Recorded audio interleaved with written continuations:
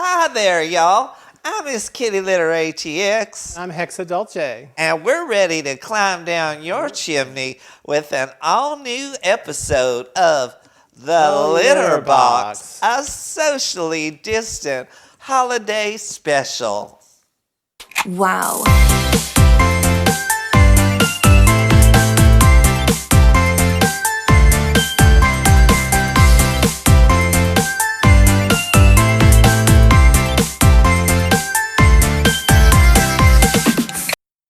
Oh, honey, I am living my mint fantasy today.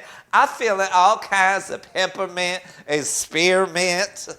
Well, obviously not a thin mint. Oh, hi, y'all. I'm Miss Kitty Litter ATX. And I'm Hexadulce. And this is The Litter Box, the show that takes a lighthearted look at today's hottest topics and gives them the scoop. Or the poop. Or the poop. And today, we are talking about everyone's favorite holiday, Christmas. Christmas. So, Yuletide and whatnot. It's going to be Christmas, and I totally forgot what we were going to talk about. So, first of all, I wanted to talk about holiday movies. What are some of your favorites? What are the classics? What are the ones that we're just gagged to see, and what are the ones that just make us gag?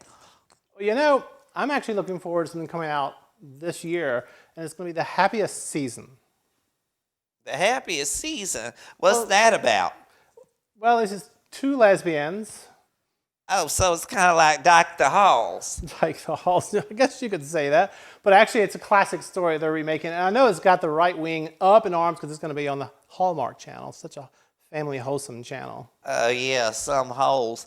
For me, I just watched a show, Jingle Jangle, on Netflix, and it was kind of like this musical extravaganza, and it was rather cute. It had Hugh Bonneville, who was Lord Grantham from Downton Abbey. He was in there, and that was kind of weird to see him in this holiday Victorian kind of piece thing. I was like, where the hell did he come from? It wasn't comedy at all? It was a little bit musical comedy thing. It was very cute. Felicia Rashad, I think, was in. It was cute. Now the movie that there's some movies that some of y'all out there love, and I hate to be the Scrooge in the room, but I just hate Miracle on 34th Street. Oh my God, that selfish little child, greedy child. I love that. Oh yeah, everybody else, gets a toy for Christmas, and that bitch wants some real estate. You better go on, girl, with your greedy ass. I just could not with her. I was like, no. She was selfish. She was greedy. Bye. Okay, I also hate, oh, what is this one that everybody loves? Jimmy Stewart, and they go to this, back to this town or whatever to see what life would have been like. It's a wonderful life or whatever. It's not a wonderful movie to me. Oh, I saw it when I was babysitting one year, and it just depressed the hell out of me. I was like, this Pottersville or whatever, I wouldn't want to live there. I'd move. It was in black and white. A tornado should have snatched him up like in The Wizard of Oz and took him someplace that was fun, because I just didn't get it at all. I wasn't about it. And then there was it Home Alone? Was a holiday movie. I can't stand that series. Oh, I could not. Won't die. Just won't those die. Parents were so socially irresponsible. They go on vacation and forget their child. Yeah. They just fly off to some other country somewhere. And the kids sit at home and they're like, "Oh, are we missing something like my compact?" No, you left your damn kid at home. Well, you irresponsible nitwits. What's wrong with y'all? I didn't get it. And all those traps and stuff set up in their house to catch some men. Now, that part was relatable because, What happened to that actor anyway? What's he doing now? Macaulay Culkin turned into some trade. I've seen pictures of him in his adult life, and he looking kind of snackable. I saw something recently with him on Instagram where he looks kind of, Oh, like that scruffy kind of handsome. Yeah. I'm living for it, Yeah, but yeah. not so much for that movie. And what's the one where the kid sticks his tongue on the pole and gets stuck? Christmas Story? He sticks his tongue in a pole. Oh, I not a wasn't hole, sure babe, the what pole, movie the he was pole. watching. What holiday? Had the lampshade with the sexy little leg Oh, on. A Christmas You're gonna Story. shoot your eye out, kid? Yes. Now that one did make me laugh. Although I think they've actually done a musical remake of that, and it was kind of not so much. What is for that me. with the Gen Zers wanting to redo things now from movies? Okay, so this is the thing. I have some thoughts on that. First of all, I'm glad that they do that because it exposes a new generation of viewers to whatever it is. However, that being said, there's when Fox was doing those musicals like The Wiz and Rocky Horror Show or whatever, it's like if you've already got something that's a classic, why the hell are you gonna, remake it and do it maybe not as well or whatever? And Let's never do it as well. I'm Or glad maybe it's nostalgia for the generation or the generation that grew up on it. No matter what you do, it's just not going to look good, even how good it is. Well, it's like some people grew up on it, and then Hollywood got a hold of it and threw up on it. That's what happened because it's all about some dollars, I think. And no shade to the entertainers that are performing in those remakes because they do, and some of them do a really good job. But it's just hard to rise above the expectations of an original in most cases. And I swear, if you're going to go see Rocky Horror Picture Show for the holidays, you need to go to a theater and see it live. That's the only way to see that, regardless. I love it live. Although with COVID going on, it's more that's like right. a COVID horror picture show. I don't know that I would be there for that, While they shouting and coughing on each other, I'm running out of the theater going, oh, hell no. So not so much for that. But, and of course we can't forget, while we're talking about these Christmas films, that Peanuts, what was it? The Charlie Brown's Great Christmas? Pumpkin Santa Claus, Charlie Brown Christmas tree thing. Pumpkin Patch? Yeah, or something. I don't know. That they went out and had to get this little twig of, they had to get these decorations that were kind of crappy and underwhelming, not unlike some of the things that you have displayed for us today. No, I'm kidding. They're lovely, of course. I got this at a toy store. It should have stayed there. It's just adorable, y'all. Really. So that was a cute film, and they had to take this underwhelming decorations and make it into something cute, and they did that. So that was lovely. Then there was that. Did you ever see The Elf? Yes, the elf. Oh, and the grumpy Santa Claus and the mall Santa who's always like cussing and yelling and drunk. Oh, bad Santa. Bad Santa. That is one to see, I think. I like that. Bad Santa was okay, although if I want to see crusty old man cursing, Girl, be crabby, I'll just look in the mirror because I'm already there, honey. It's a way of life. It's not just a movie. So there was that film. And of course we can't forget the classic. What was it? Christmas Carol. Yeah, with Ebenezer Scrooge and whatnot. Yeah. That's the one. I mean, it's every year. I know my family likes to watch it. I think the ghost of whiskey, gin, and brandy showed up. They were like holiday spirits or something. I don't know. And then he had some visions and went to the past and all that nonsense. But that was a cute one. Then there was that thing. Carol Kane was like a fairy or something, and she was knocking people out. It was like a musical version of Christmas Carol. I believe it was called Scrooge with Bill Murray. Oh, God, yeah. And it was hilarious. And of course, I guess the latest Disney series, the Mulan? No, the ice one, the Ice Princess. Oh, the Frozen. Frozen. That's probably going to become a Christmas classic, I would think. Yeah, because there is like a snowman in there and and some girl that goes I through. know a lot of drag queens do the numbers from that. Oh yeah, yeah. Over and over again. It's a classic. Yeah, yeah. What is it? Let it go. Let it go. Let Let that go. number go, y'all. Let Pick that load something go. else Oops. between that and that damn Mariah Carey song. I've had enough of these, overdone Christmas show songs. I get a new one. Somebody please record something. Madonna, God, whoever, if you're out there listening, please give us a new holiday song because we're getting sick of Well, here. Gaga did do a Christmas special where they had jazz. Oh, I music. kind of remember that with Tony Bennett. And Yeah, all that's that. actually- That the was music was the kinda- tea. it was And, good. It was good. that's when I first realized how versatile that she was. Yeah, I can't even pronounce versatile. I saw her on Ellen DeGeneres. Talk about cancer culture. We'll get to that in a bit. But Ellen DeGeneres, she did Lady Gaga, and Lady Gaga got up on stage and performed with the piano. And afterwards, somebody in the crowd said, "Oh my God, you touched me so much, and you can actually sing." And she's like, "Yeah, shouldn't a musician be able to sing?" It's kind of one Well, of those you things. you would think so, but not all of them can without the auto tune. Because I've seen some people that were just crap in concert. They might come out with some cute videos, but their concerts are just shit. Well, Cher used autotune, but the right way. She did it overemphasized, and she's well established as a great singer. And it's fine if you come out there from the get go. But if you try to pull off that you are a great singer, and then people are paying to see you perform, and you get out there and you're lip syncing or you're just singing off key for the whole night, I don't think you get a pass for that necessarily. That's true. And now with the technology, I know that I was watching a thing, it's a nerd thing, but there's one autotune at concerts. It actually can now do that real time. So as they're singing it corrects their voice. And one guy was like, "Well, we do that because you can't possibly live up to the studio production quality."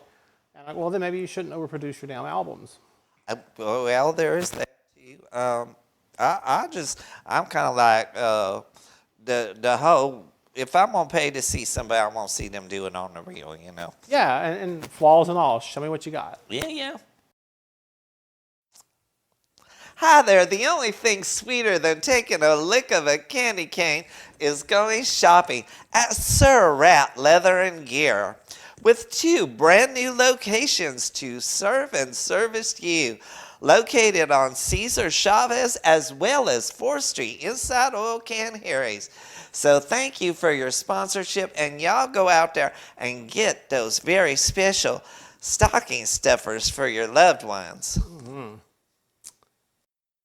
So y'all don't forget to tune in to YouTube and like, share, subscribe, and ring that bell for notifications of upcoming episodes. So that was our whole Christmas movie thing. I also wanted to touch briefly on going into some serious topics for a minute. I wanted to talk about cancel culture. Yes, indeed. It's a cancer, in my opinion. Okay, so here's the thing. I think it started off with some good ideas or whatever, but at some point, I'm going to just say this is my opinion, and you can agree or not, that I feel that it can be a little bit toxic at times, and that there are some people whose reputations and whatnot were needlessly dragged through the mud just because somebody says something with no proof, and then everybody ran with that. And in our social media culture that we live in, that once it's put out there on the net, it suddenly becomes like a bunch of fact. hyenas. Yeah, Dig and in. people will feed off of that and go all into that. Yeah, I can't take it as genuine, though, because a lot of them do it just to ramp up their ratings on their shows. There is that. Reminds There's me of Fox people News, who have made a career, or at some point they garnered some attention for calling somebody out on their shenanigans or whatnot. So they just have made that like their life or whatever. And to me, it's kind of like, if you got talent, you focus on your own talents and what you're doing. Grandma used to say, don't pee in somebody else's backyard when you got an outhouse in your own, whatever the hell that meant. But I think it was kind of like that. Like, you gotta look out for your own thing before you worried about what everybody else is doing. I think it comes from the idea, So they do their positive shows over and over again, right? And they only get a few thousand views. They do one cancel culture show, and they get this massive amount of views. And so it rewards them to be negative versus trying to focus on themselves. Well, yeah, And that's exactly. just as much as the audience's fault. Well, and I want to make clear that there are people who deservedly get called out. If you engage in some shenanigans and you a public figure, and people say, no, that's not right, that's one thing. But I know that some people have been called out for very minor infractions, and it blew up and became this big old thing. And I'm just like, is that really necessary? For me, I would prefer to be pointing out people's positive aspects and their good qualities, as opposed to looking for faults and searching, going on a witch hunt, if you will, to try and make a point or to gain viewers or whatever. I don't need all that. I mean, we have 3 fans that watch our show, and I think that's plenty. With 2. No, we had one that accidentally tuned into our page there you one go. time. So, we're up to 3 or 4 now. I don't know, but we don't need to engage in that kind of frivolity or whatnot just to gain Viewership? No, absolutely not. No. I think you're stooping to somebody else's lower level. And, I don't know, getting on your knees sometimes is Like I pleasant, said, there but I are wouldn't do people it. that have legitimate beefs, and those need to be aired and brought out and whatnot through the correct procedures. Well, but public trying opinion to is not enlist judge, jury, people's and- friends and this and that, and turn everybody against somebody because they peed on your leg one time, I don't know that that's always right. There's a time for All those action. politicians who do like, oh, wait a minute. Well, there is that. But the point that I'm trying to get to is that that energy could be so much better expended, like trying to build people up or whatnot, than to go on these witch hunts and tear people down, in my humble opinion. I think the viewership's just as much at fault for that as the producers. It's because it brings eyes, right? And so they're going to go there no matter what. Well, that's our whole culture. We have been raised into a mean girl society that's all about, being a critic and looking at people that you don't even know and finding their faults and whatnot. And the truth is that it's a hard world out there, and people try and they struggling or knock whatnot. life, girl. So you don't know what these folks have been through. So before you set your mouth to start talking about how they unfinished and ugly and unpolished and fat and thin and this and that and the other, you better get to know these folks and know their stories, because you may find yourself in the same boat one day. You may find out that you had the wrong story all along. There's just all kinds of things to that. So Take that. I won't get this right. I never get quotes right, but there's a biblical reference. Don't be the first to cast a stone, because, hey, you might want to look in the mirror. there is that. Let he who hath no sin or gin cast the first stone. It goes something like that. Yeah. But so what do we think about? Are we going to cancel Christmas this year because of the COVID? Well, I know I'm not traveling, so no. We have some people we know are being really safe coming over. I go with this. I say that even depending, no matter what your denominationals out there, not everybody celebrate the Christmas, and that's all good and fine, but it is a time for people to come together as friends and be social with one another and whatnot, and maybe we can't do that in the same way that we used to or whatever. We can't have our family over. Can't go out after Christmas for the stocking stuffers in the bars. It's a great tradition. Socially distant family dinners. Sometimes that's the best way to have your family is, 6 feet away or 6 states away. 6 hours or more away. Exactly. Bye, y'all. Oh, yeah. I sent some fudge in the mail. Enjoy. No, but yeah, we are going to be sending gifts this year out. I mean, thank God for Amazon and being able to ship things Prime, right? That there is that, it's all about that. These people out there, they having a hard time. I can't imagine. I don't like shopping for myself. So what are they called? The Instacart Instacart, and yeah. DoorDash, DoorDash. and Jordash, and Grocery stores are now into it all too. those people. Yeah. Y'all folks is essential workers, and other than the medical profession, shout out to y'all too, because I know y'all going through it right now with the number of cases that are going on. But if you out there shopping for other folks, you have my heart, because A, shopping, but B, that just it's hard to get out there and you don't know what you exposing yourself to or who you're exposing yourself to. In some cases. Not consensual. Oh, there you go. Cancel. But yeah, so you really my hats off to y'all that's in that industry, because that's got to be difficult. It's more than just the hospital though, and cash register worker and things. You got people delivering your food to places, your favorite snack food at the 7-Eleven, whatever. All those things work hard, and they're being exposed every day to something that's very deadly. And not to wear your mask is a slap in the face to everybody who's trying to help. Here's that. Before we go, I just wanted to do like a quick Russian roulette thing. I'm going to throw some things at you, and you just give me like a little quick response, okay? Let me see. Favorite Christmas song?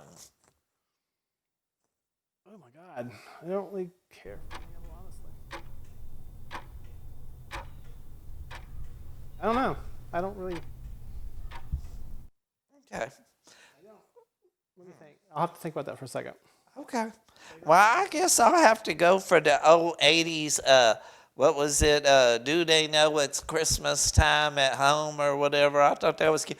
And then the waitresses had that Christmas rapping song. That one was kind of cute. My favorite Christmas song is The Little Drummer Boy and Jingle Bells. I like those songs, actually. Those are cute. Those I know, are kind. when I was a little kid, I cut my hand really bad, and for some reason, the Little Drummer Boy was playing in the background. I was playing with a knife, and I wasn't supposed to be playing with a knife. I ended up cutting myself. I was cutting a wire. Anyway, I cut my hand really bad and didn't tell my father, and that song was playing, and for some reason it stuck in my head. It's a really odd memory. Okay. If you could give the world one gift, what would it be? Universal health care. Amen. Hallelujah. On behalf of the old timers and the Alzheimer's, we salute you. No, I think we've given everybody the Christmas gift they needed this year after the election. Okay, yeah, I will go for that too. But also a cure for COVID would be nice, Yes, Dr. Fouché would so probably we're going to appreciate say that. My Christmas wish to all of you out there is first off just a sincere thank you for following us, liking, subscribing, and sharing. We know this year has been difficult and fraught with challenges, and just know that y'all have a heart out there, and we're so grateful that we've been able to do a whole year and a half. Yeah, I know. Over 8 months. Over 8 months. Yeah. But as far as production, yeah, a little Sure. year and a half, yeah. And at least 3 of y'all are still watching, so I'm very grateful for that. My Christmas wish is that y'all find some peace of mind and some joy in whatever way that you can during this very difficult time.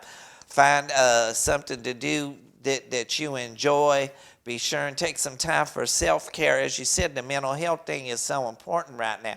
So maybe you are a drag performer, maybe you are a musician, or you play games online. Some of y'all are very good at playing with yourself, better than others. And some of you play with other people.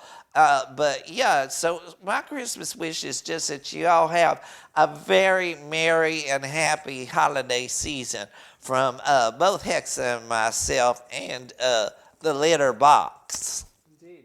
So tell me, Kitty, what was one of your favorite Christmas memories? No, maybe let's specify. Drag memories. Oh, well, I had put on this little blanket to go to this nativity, I think it was called. And there was this lady named Mary that was having a baby in the stable. It was the weirdest party I ever went to. So 3 wise men came in on a camel toe, and there was a star rising in the east, and all kinds of things was happening there, and I think a baby named Jeebus was born or something. So that party was kind of a cute. That was a Christmas memory, but to be honest with you, I really haven't had any memories since the 70s, y'all, because Studio 54 and those high-grade narcotics just destroyed what was left of my brain cells. So I don't even know what I had for breakfast this morning. So from our heart to yours, and I really meant to tell you this, that we wish you a very Merry Christmas. Bye-bye, y'all.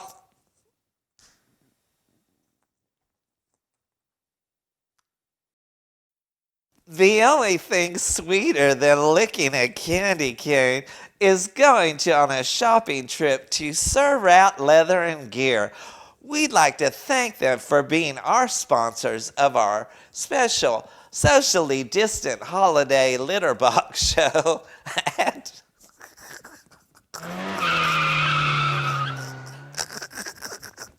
Here she goes again. It's the poppers. It's the poppers. I don't know where that